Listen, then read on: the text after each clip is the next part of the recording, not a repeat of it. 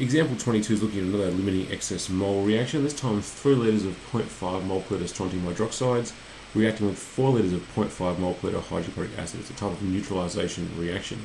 And the first thing you've got to do is present a chemical equation for the reaction.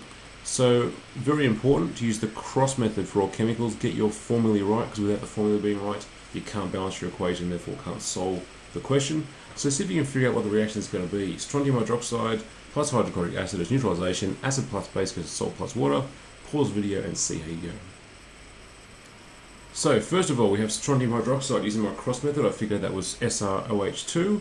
I'm adding hydrochloric acid, which I should know as the formula is HCl. Now acid plus base goes to salt plus water. The salt must be strontium chloride, once again using the cross method, SrCl2, and water, H2O. Now the actual chemicals are now right, but it's not balanced. To balance that, I need 2 hydrochloric acid molecules, and I produce 2 water molecules. And because it asks me to write a chemical equation, if the question actually specifies you must write an equation, it also means you must include states. And so the strontium hydroxide and the hydrochloric acid are aqueous. How I knew that is because they told me they were both solutions, 0.5 mole per litre, 0.5 mole per litre, and therefore they both must be solutions. The fact that there's 2 liquid solutions means there's salt. In this particular case, it's salt soluble, therefore it's going to come out as an aqueous salt as well, and water is always the liquid.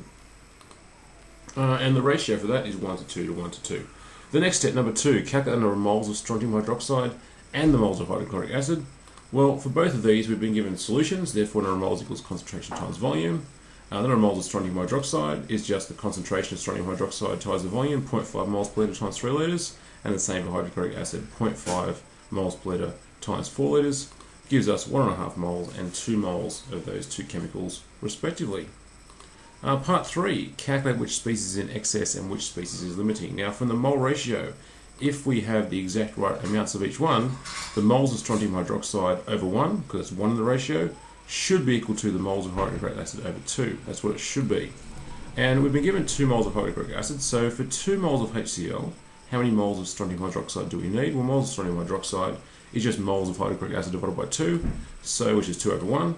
So in order to react 2 moles of hydrochloric acid, I only need 1 mole of strontium hydroxide. However, we've got 1.5 moles of strontium hydroxide available, which means, see if you can figure it out, that means the strontium hydroxide must be in excess. We've got more than we need, and if we've got more than we need strontium hydroxide, that means the HCl must be limiting. The HCl is going to run out as soon as it's 2 moles run out. We'll still have some strontium hydroxide left over. So strontium hydroxide excess and HCl is limiting. Next thing, calculate the moles of products, so the strontium chloride and water produced, and also the moles of strontium hydroxide and hydrochloric acid remaining. So we've got to find the moles of all 4 species in this reaction, and this is where these tables come in handy again, similar to example 21. So species, start moles, reactor moles, produced moles, and final moles. The 4 species we've got in our reaction, we have strontium hydroxide, hydrochloric acid, strontium chloride, and water. How many moles at the start? We already figured out this. We already figured out we have 1.5 moles of strontium hydroxide and 2 moles of hydrochloric acid, and obviously we've got no strontium chloride or water at the start because they're our products. The next thing, how much reacted? Well, we know that the strontium hydroxide is our excess reagent, and we already figured out that we only needed 1 mole of strontium hydroxide to react, so 1 mole reacted.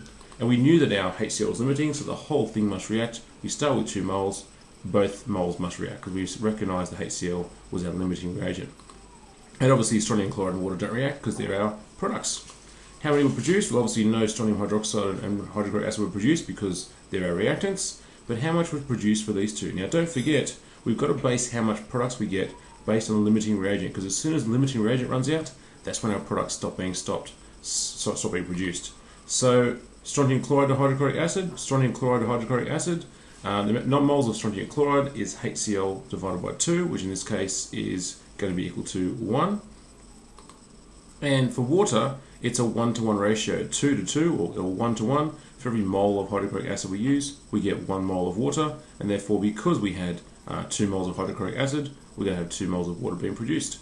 So our final moles, we started with 1.5, 1 reacted, we've got half a mole of strontium hydroxide left. We start off with 2 moles of hydrochloric acid, 2 reacted, that means we've got none left. Limiting reagent gets used up. Strontium chloride, we had none, we produced 1, we get 1 mole produced, and water, we had none, we produced 2, we get 2 moles produced. So there's our moles of our chemicals at the end of the reaction. The last step, a bit of a challenge question or a thinking question, calculate the concentration of hydrogen ions and hydroxide ions that remain in the final solution. It gives a little clue here to think, from which reagents do hydrogen ions and hydroxide ions come from? So out of all these, where is our source of hydrogen ions and where is our source of hydroxide ions? Just have a think about that for a second. Well, what I'm saying here is that HCl, if we think about this being HCl aqueous, that means H plus ions and Cl minus ions. This is the only species out of all these four chemicals that produces hydrogen ions. So HCl is our source of hydrogen ions, and it was our limiting reagent, therefore it was all consumed. So at the end of the reaction, the final solution, there should be no HCl left, and therefore there should be no hydrogen ions left, which means the hydrogen ion concentration should be 0 moles per liter at the end. However, strontium hydroxide is our source of hydroxide ions, and we know there's half a mole of strontium hydroxide remaining. And we also know that strontium hydroxide being aqueous means it dissolves into its ions. And so what that means, it breaks up into strontium ions and hydroxide ions. But to balance that equation, every strontium hydroxide breaks up into one strontium ion and two hydroxide ions. So therefore, if we're trying to find this, how many hydroxide ions we've got left in the solution, we've got to realise this mole ratio is 1 to 1 to 2. And that means the number of moles of hydroxide ions on 2 equals the number of moles of strontium hydroxide on 1, or just the moles of hydroxide ions will be twice the moles of strontium hydroxide.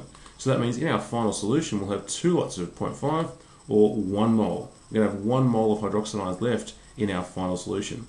But the question asks us for the concentration of them. Now concentration equals number of moles divided by volume.